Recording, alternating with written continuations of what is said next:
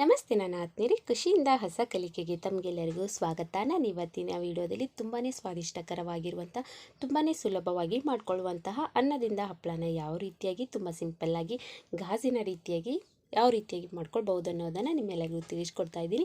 ಅದಕ್ಕಿಂತ ಮುಂಚೆ ಹಪ್ಪಳದ ತಯಾರಿ ಮಾಡ್ಕೊಳ್ಳೋಣ ಬನ್ನಿ. ನಾನು ಮೊದಲಿಗೆ 1 ಗ್ಲಾಸಷ್ಟು ಅಕ್ಕಿನ ತೆಗೆದುಕೊಂಡಿದ್ದೀನಿ. ಅಕ್ಕಿನ ಚೆನ್ನಾಗಿ ವಾಶ್ ಮಾಡಿಕೊಂಡು ಇಟ್ಕೊಳ್ಬೇಕಾಗುತ್ತೆ. ನೀವು ನಾಳೆ ಹಪ್ಪಳ ಮಾಡ್ತೀರಾ ಅಂತಂದರೆ ಇವತ್ತಿನ ದಿನ ಚೆನ್ನಾಗಿ ತೊಳ್ಕೊಂಡು ಅದನ್ನು ನೆನೆಸಿಟ್ಕೊಳ್ಬೇಕಾಗತ್ತೆ. ಈ ರೀತಿಯಾಗಿ ಮಾಡೋದ್ರಿಂದ ಹಪ್ಪಳ ತುಂಬ ಚೆನ್ನಾಗಿ ಮತ್ತು ಬೆಳ್ಳಗಾಗಿ ತುಂಬಾ ಟೇಸ್ಟಿಯಾಗಿ ಬರುತ್ತೆ ಹಪ್ಪಳ. ಇವಾಗ ನಾನು ಅಕ್ಕಿನ ತೊಳೆದು ಇಟ್ಕೊಂಡಿದ್ದಾಯಿತು. ನೀರನ್ನು ಸಪ್ರೇಟ್ ಮಾಡಿಕೊಂಡು ಇಟ್ಕೊಂಡಿದ್ದೀನಿ. ಮತ್ತು ಇದಕ್ಕೆ ನೀರನ್ನು ಹಾಕ್ಕೊಂಡು 1 ದಿವಸ ಚೆನ್ನಾಗಿ ನೆನೆಯಲು ಇಟ್ಕೊಳ್ತಾ ಇದ್ದೀನಿ. ನಾನು ಮರುದಿನ ಬೆಳಗ್ಗೆ ಹಪ್ಪಳನ ಮಾಡ್ಕೊಳ್ತಾ ಇದ್ದೀನಿ. ಅಕ್ಕಿ ಪೂರ್ತಿ ಚೆನ್ನಾಗಿ ನೆಂದಿದೆ. ಇವಾಗ ನಾನು ಒಂದ್ಸಲ ಚೆನ್ನಾಗಿ ವಾಶ್ ಮಾಡಿಕೊಂಡು ಇಟ್ಕೊಳ್ತಾ ಇದ್ದೀನಿ. ನೀವು ನಾಳೆ ಮಾಡ್ತೀರಾ ಅಂತಂದರೆ ಇವತ್ತಿನ ದಿನ ಚೆನ್ನಾಗಿ ನೆನೆಸಿಟ್ಕೊಳ್ಬೇಕಾಗತ್ತೆ. ಹಾಗೆ ಈ ಕಡೆ ಒಂದು ದೊಡ್ಡದಾಗಿರುವಂತಹ ಬೌಲನ್ನು ತೆಗೆದುಕೊಂಡಿದ್ದೀನಿ. ನಾನು ಮೊದಲಿಗೆ 1 ಗ್ಲಾಸಷ್ಟು ಅಕ್ಕಿನ ತೆಗೆದುಕೊಂಡಿರೋದ್ರಿಂದ ಅದಕ್ಕೆ 8 ಗ್ಲಾಸಷ್ಟು ನೀರನ್ನು ಹಾಕ್ಕೊಳ್ತಾ ಇದ್ದೀನಿ. ಕರೆಕ್ಟಾಗಿ ನೆನ್ಪಿಟ್ಕೊಳ್ಳಿ. 1 ಗ್ಲಾಸ್ ಅಕ್ಕಿಗೆ 8 ಗ್ಲಾಸಷ್ಟು ನೀರನ್ನು ಹಾಕ್ಕೊಳ್ಳಿ. ತುಂಬ ಸಾಫ್ಟಾಗಿ ಅನ್ನ ಕುದಿಬೇಕು. ಅದಕ್ಕೋಸ್ಕರ ನಾನು ಮೊದಲಿಗೆ 8 ಗ್ಲಾಸಷ್ಟು ನೀರನ್ನು ಹಾಕ್ಕೊಂಡು ಇಟ್ಕೊಳ್ತೀನಿ. ಮೊದಲಿಗೆ ನೆನೆಸಿಟ್ಕೊಂಡಿರುವಂತಹ ಅಕ್ಕಿನ ಇವಾಗ ನೀರಿಗೆ ಹಾಕ್ಕೊಳ್ತಾ ಇದ್ದೀನಿ. ನೋಡಿ, ಕರೆಕ್ಟಾಗಿ ನೆನಪಿಟ್ಕೊಳ್ಳಿ. ನೀವು 1 ಗ್ಲಾಸಷ್ಟು ಅಕ್ಕಿನ ತೆಗೆದುಕೊಂಡಿದ್ರೆ 8 ಗ್ಲಾಸಷ್ಟು ನೀರನ್ನು ತಪ್ಪದೇ ಹಾಕ್ಕೊಳ್ಳಿ. ಅಂದರೆ ಸಾಫ್ಟಾಗಿ ತುಂಬ ಚೆನ್ನಾಗಿ ಬರುತ್ತೆ ಅನ್ನ. ಇವಾಗ ನಾನು ಕುದಿಸ್ಕೊಳ್ಳೋಕ್ಕೆ ಇಟ್ಕೊಂಡಿದ್ದೀನಿ. ಒಂದು ಸ್ವಲ್ಪ ಹೊತ್ತು ಕುದ್ದ ನಂತರ ಇದಕ್ಕೆ ರುಚಿಗೆ ತಕ್ಕಷ್ಟು ಉಪ್ಪನ್ನು ಹಾಕ್ಕೊಳ್ತಾ ಇದ್ದೀನಿ. ಇದಕ್ಕೆ ಏನೂ ಹಾಕ್ಕೊಳ್ಳೋದೇನೂ ಬೇಡ, ಹಾಗೆಯೇ ನೀವು ಕುದಿಸ್ಕೊಳ್ಳಿ ಸಾಕು. ನೋಡಿ, ಇವಾಗ ಅನ್ನ ಪರ್ಫೆಕ್ಟಾಗಿ ತುಂಬಾ ಮೃದುವಾಗಿ ಕುದ್ದಿದೆ. ನಿಮಗೆ ಕಾಣಿಸ್ತಾ ಇರ್ಬೋದು. ಈ ಕುದ್ದಿರುವಂತಹ ಅನ್ನನ ಒಂದು ಸ್ವಲ್ಪದಷ್ಟು ನಾವು ತಣ್ಣಗಾಗೋಕ್ಕೆ ಇಟ್ಕೊಂಡು ಬಿಡೋಣ. ಯಾಕಂತಂದರೆ ನಾವು ಮಿಕ್ಸಿಗೆ ಹಾಕ್ಕೊಳ್ತೀವಲ್ವ, ಬಿಸಿ ಆಗಿರುವಾಗ ಹಾಕ್ಕೊಟ್ರೆ ಅಷ್ಟು ಸರಿಗಿರೋದಿಲ್ಲ. ಅದಕ್ಕೋಸ್ಕರ ತಣ್ಣಗಾಗಲು ಇಟ್ಕೊಂಡು ಬಿಡಬೇಕಾಗುತ್ತೆ. ಹೀಗೆ 1 ಸ್ಪೂನಿನ ಸಹಾಯದಿಂದ ಒಂದು ಸ್ವಲ್ಪದಷ್ಟು ಮುಗಿಸ್ಕೊಂಡು ಬಿಡೋಣ. ಹಾಗೆ ತಣ್ಣಗೂ ಆಗುತ್ತೆ, ಇನ್ನೂ ಒಂದು ಸ್ವಲ್ಪದಷ್ಟು ಸಾಫ್ಟು ಕೂಡ ಆಗುತ್ತೆ. ನೋಡಿ, ನೀವು ಬಿಸಿ ಆಗಿರುವಾಗ ಯಾವುದೇ ಕಾರಣಕ್ಕೂ ಹಾಕ್ಕೊಳ್ಳೋಕೆ ಹೋಗಬೇಡಿ. ತಣ್ಣಗಾದ ನಂತರ ಮಿಕ್ಸಿಗೆ ಹಾಕ್ಕೊಳ್ಳಿ. ಇವಾಗ ನಾನು ಮಿಕ್ಸಿಗೆ ಸ್ವಲ್ಪದಷ್ಟು ಅನ್ನವನ್ನು ಹಾಕ್ಕೊಂಡು ಅದಕ್ಕೆ ಒಂದು ಸ್ವಲ್ಪದಷ್ಟು ನೀರನ್ನು ಹಾಕ್ಕೊಂಡು ಪೂರ್ತಿ ಸಾಫ್ಟ್ ಆಗುವವರೆಗೂ ನಾನು ರುಬ್ಕೊಳ್ತೀನಿ. ನೋಡಿ, ಈಗ ನೀರನ್ನು ಹಾಕ್ಕೊಂಡು ಸಾಫ್ಟಾಗಿ ರುಬ್ಕೊಂಡ್ರೆ ಮುಗೀತು. ಇದನ್ನು ನಾನು ಇನ್ನೊಂದು ಬೌಲ್ಗೆ ತೆಗಿತಾ ಇದ್ದೀನಿ. ನೋಡಿ, ಈ ಅನ್ನದಿಂದ ಮಾಡಿರುವಂಥ ಹಪ್ಪಳ ಸೇಮ್ ಗ್ಲಾಸ್ ರೀತಿಯಾಗಿ ತುಂಬಾ ಸ್ವಾದಿಷ್ಟಕರವಾಗಿ ಬರುತ್ತೆ. ತುಂಬಾ ಚೆನ್ನಾಗಿರುತ್ತೆ. ನೀವು ಎಲ್ಲ ರೀತಿಯ ಹಪ್ಪಳನೂ ಮಾಡಿರ್ತೀರ, ಆದರೆ ಪರ್ಫೆಕ್ಟಾಗಿ ತುಂಬಾ ಈಸಿಯಾಗಿ ಯಾವ ರೀತಿಯಾಗಿ ಮಾಡ್ಕೊಳ್ಬೇಕು ಅನ್ನೋದನ್ನು ನಿಮ್ಗೆ ಗೊತ್ತಿರೋದಿಲ್ಲ ಅಲ್ವಾ. ಅದಕ್ಕೆ ನಾನು ಇವತ್ತಿನ ವಿಡಿಯೋದಲ್ಲಿ ತುಂಬಾ ಈಸಿಯಾಗಿ ಬೇಗನೆ ಆಗಿಬಿಡುವಂಥ ಹಪ್ಪಳನ ತೋರಿಸ್ಕೊಡ್ತಾ ಇದ್ದೀನಿ. ಮತ್ತು ಅದೇ ರೀತಿಯಾಗಿ ಅನ್ನವನ್ನು ಹಾಕ್ಕೊಂಡು ಅದಕ್ಕೆ ನೀರನ್ನು ಹಾಕ್ಕೊಂಡು ಸಾಫ್ಟಾಗಿ ರುಬ್ಕೊಂಡು ಮತ್ತು ಅದೇ ಬೌಲ್ಗೆ ಹಾಕ್ಕೊಳ್ತಾ ಇದ್ದೀನಿ.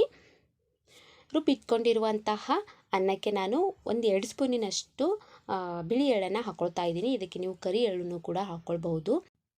ಇದಕ್ಕೆ ನಾನು ಜಾಸ್ತಿ ಏನನ್ನು ಕೂಡ ಹಾಕ್ಕೊಳ್ತಾ ಇಲ್ಲ. ಜಸ್ಟ್ 1-2 ಸ್ಪೂನಿನಷ್ಟು ಬಿಳಿ ಎಳ್ಳನ್ನು ಮಾತ್ರ ಹಾಕ್ಕೊಂಡಿದ್ದೀನಿ. ಹಾಗೆ ಪ್ಲೇನಾಗಿ ಗ್ಲಾಸ್ ರೀತಿಯಾಗಿ ತುಂಬಾ ಸಿಂಪಲ್ಲಾಗಿ ಮಾಡ್ಕೊಂಡು ಬಿಡೋಣ. ರುಬ್ಬಿಟ್ಕೊಂಡು ನಂತರ ನಾವು ಹಾಗೆ ಒಂದು ಪ್ಲಾಸ್ಟಿಕ್ ಸೀಟನ್ನು ಹಾಸ್ಕೊಂಡಿದ್ದೆ ಮೊದಲಿಗೆ. ಇದಕ್ಕೆ ನಾನು ಹಪ್ಪಳನ ಹಾಕ್ಕೊಳ್ತಾ ಇದ್ದೀನಿ. ನೋಡಿ, ಒಂದು ಸ್ವಲ್ಪದಷ್ಟು ದಪ್ಪವಾಗಿಯೇ ಹಾಕ್ಕೊಳ್ಳಿ. ಯಾಕಂತಂದರೆ ಒಣಗಿದ ನಂತರ ಪೂರ್ತಿ ತೆಳ್ಳಗಾಗಿಬಿಡುತ್ತೆ. ನೀವು ಮೊದಲಿಗೆ ತೆಳ್ಳಗೆ ಹಾಕ್ಕೊಂಡ್ರಿ ಅಂತಂದರೆ ಮುರಿದು ಹೋಗಿಬಿಡುತ್ತೆ. ಅದಕ್ಕೋಸ್ಕರ ಒಂದು ಸ್ವಲ್ಪದಷ್ಟು ದಪ್ಪವಾಗಿ ಹಾಕ್ಕೊಂಡ್ರೆ ನಡೆಯುತ್ತೆ. ನೋಡಿ, ಇವಾಗ 1 ಸ್ಪೂನನ್ನು ತೆಗೆದುಕೊಂಡು ಈ ರೀತಿಯಾಗಿ ಬಿಟ್ಕೊಂಡ್ಬಿಟ್ರೆ ಮುಗೀತು. ಆರಾಮಾಗಿ ನಾವು ಸಾಕಷ್ಟು ಹಪ್ಪಳನ ಬೇಗನೆ ಮಾಡ್ಕೊಳ್ಬಹುದು. ತುಂಬಾ ಸುಲಭವಾಗಿಯೇ ಮಾಡ್ಕೊಳ್ಬಹುದು. ಒಂದು ಸ್ವಲ್ಪನೂ ಕೂಡ ಟೈಮ್ ಆಗೋದಿಲ್ಲ. ನಾವು ತಕ್ಷಣಕ್ಕೆ ನಾವು ಕೂಡ ಮಾಡ್ಕೊಳ್ಬೋದು ಈ ಹಪ್ಪಳ. ನೋಡಿ, ಪೂರ್ತಿಯಾಗಿ ಹಪ್ಪಳ ಹಾಕ್ಕೊಂಡಿದ್ದಾಯಿತು. ಇದನ್ನು ನಾನು 1 ದಿವಸ ಚೆನ್ನಾಗಿ ಬಿಸಿಲಿಗೆ ಒಣಗಿಸ್ಕೊಂಡು ಬಿಡ್ತೀನಿ. ಎಷ್ಟು ಚೆನ್ನಾಗಿ ಬಿಳಿಯಾಗಿ ಕಾಣಿಸ್ತಾ ಇದೆ ಅಲ್ವಾ ಹಪ್ಪಳ. ನೋಡಿ, ಪರ್ಫೆಕ್ಟಾಗಿ ತುಂಬ ಚೆನ್ನಾಗಿ ಹಪ್ಪಳ ರೆಡಿಯಾಗಿದೆ. 1 ದಿವಸ ಆದ ನಂತರ ನಾನು ಒಣಗಿಸ್ಕೊಂಡಿದ್ದೀನಿ. ನಿಮಗೆ ಕಾಣಿಸ್ತಾ ಇರ್ಬೋದು. ಹಪ್ಪಳ ಪೂರ್ತಿಯಾಗಿ ಒಣಗೋಗಿಬಿಟ್ಟಿತ್ತು. ಇದಕ್ಕೆ ಬಿಡಿಸ್ಕೊಳ್ಳೋಕ್ಕೂ ಕೂಡ ತುಂಬ ಕಷ್ಟ ಏನೂ ಆಗೋದಿಲ್ಲ. ಆರಾಮಾಗಿ ತಾನೇ ಬಿಟ್ಕೊಂಡು ಬಿಡುತ್ತೆ. ಒಂದು ಸ್ವಲ್ಪ ಗಾಳಿ ಬೀಸಿರೋದ್ರಿಂದ ಹಪ್ಪಳ ಎಲ್ಲ ಒಂದೇ ಕಡೆ ಆಗಿಬಿಟ್ಟಿತ್ತು. ಇವಾಗ ನಾನು ಒಂದೊಂದಾಗಿ ಒಂದು ಪ್ಲೇಟ್ಗೆ ಹಾಕ್ಕೊಳ್ತಾ ಇದ್ದೀನಿ. ನೀವು ಬಿಡಿಸ್ಕೊಳ್ಬೇಕಂತ ಏನು ಟೆನ್ಷನೂ ಇರೋದಿಲ್ಲ, ತಾನೇ ಹಾಗೆ ಬಿಟ್ಕೊಂಡು ಬಿಡುತ್ತೆ. ನೋಡಿ, ಇವಾಗ ಹಪ್ಪಳ ಪೂರ್ತಿಯಾಗಿ ಚೆನ್ನಾಗಿ ರೆಡಿಯಾಗಿದೆ. ನಿಮಗೆ ಕಾಣಿಸ್ತಾ ಇರ್ಬೋದು. 1 ಗ್ಲಾಸ್ ಅಕ್ಕಿಗೆ ಎಷ್ಟೊಂದು ಗಾಜಿನ ರೀತಿಯಾಗಿ ಹಪ್ಪಳ ರೆಡಿಯಾಗಿದೆ ಅಂತ ನಿಮಗೆ ಕಾಣಿಸ್ತಾ ಇರ್ಬೋದು. ತುಂಬ ಸಿಂಪಲ್ಲಾಗಿ ಈಸಿಯಾಗಿ ಬೇಗನೆ ಮಾಡುವಂತಹ ಅನ್ನದ ಹಪ್ಪಳ ಗ್ಲಾಸ್ ರೀತಿಯಾಗಿರುವಂಥ ಹಪ್ಪಳನ ಯಾವ ರೀತಿಯಾಗಿ ಮಾಡ್ಕೊಳ್ಬೋದು ಅನ್ನೋದನ್ನು ನೋಡ್ಕೊಂಡ್ರಲ್ವ. ಇವಾಗ ನಾನು ಕರೆದ ನಂತರ ಯಾವ ರೀತಿಯಾಗಿ ಬರುತ್ತೆ ಅನ್ನೋದನ್ನು ತೋರಿಸ್ತಾ ಇದ್ದೀನಿ, ಬನ್ನಿ. ನಾನು ಮೊದಲಿಗೆ ಎಣ್ಣೆನ ಬಿಸಿ ಮಾಡ್ಕೊಳ್ಳೋಕ್ಕೆ ಇಟ್ಕೊಂಡಿದ್ದೆ. ಎಣ್ಣೆ ಬಿಸಿ ಆದ ನಂತರ ಒಂದೊಂದಾಗಿ ಹಪ್ಪಳನ ಕರ್ಕೊಂಡ್ಬಿಡಿ. ನೋಡಿ ಚಿಕ್ಕದಾಗಿರುವಂತಹ ಹಪ್ಪಳ ಎಷ್ಟು ಅಗಲವಾಗಿ ಬಂದಿದೆ ಅಂತ. ನಾನು ಯಾವಾಗಲೂ ಕರಿಯುವಾಗ ಎಣ್ಣೆ ಸ್ವಲ್ಪ ಪ್ರಮಾಣದಲ್ಲಿ ಮಾತ್ರನೇ ಹಾಕ್ಕೊಳ್ತೀನಿ.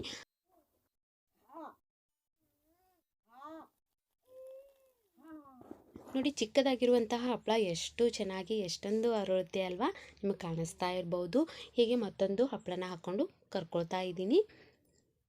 ನೋಡಿ ಸೂಪರ್ ಆಗಿರುವಂಥ ತುಂಬಾ ಕ್ರಿಸ್ಪಿಯಾಗಿ ಬಾಯಲ್ಲಿಟ್ಟರೆ ಕರುವಂಥ ಹಪ್ಪಳ ಅಂತಲೇ ಹೇಳ್ಬೋದು. ತುಂಬಾ ಚೆನ್ನಾಗಿರುತ್ತೆ. ಖಂಡಿತವಾಗ್ಲೂ ಈ ವಿಧಾನದಲ್ಲಿ ಮತ್ತು ಬೇಗನೆ ಆಗುವಂಥ ವಿಧಾನದಲ್ಲಿ ನೀವು ಮನೆಯಲ್ಲಿ ಟ್ರೈ ಮಾಡಿ. ಮತ್ತು ಈ ಹಪ್ಪಳ ಟ್ರೈ ಮಾಡಿದ್ದೆ ಆದರೆ ಹೇಗೆ ಬಂದಿದೆ ಅನ್ನೋದನ್ನು ತಪ್ಪದೇ ನನಗೆ ಕಮೆಂಟ್ ಮೂಲಕವಾಗಿ ತಿಳಿಸಿ. ಹಾಗೆ ನನ್ನ ವಿಡಿಯೋದಲ್ಲಿ ಅಂದರೆ ನನ್ನ ಚಾನಲಲ್ಲಿ ಹಲವಾರು ವಿಡಿಯೋಗಳನ್ನು ನಾನು ಈಗಾಗಲೇ ಅಪ್ಲೋಡ್ ಮಾಡಿದ್ದೇನೆ.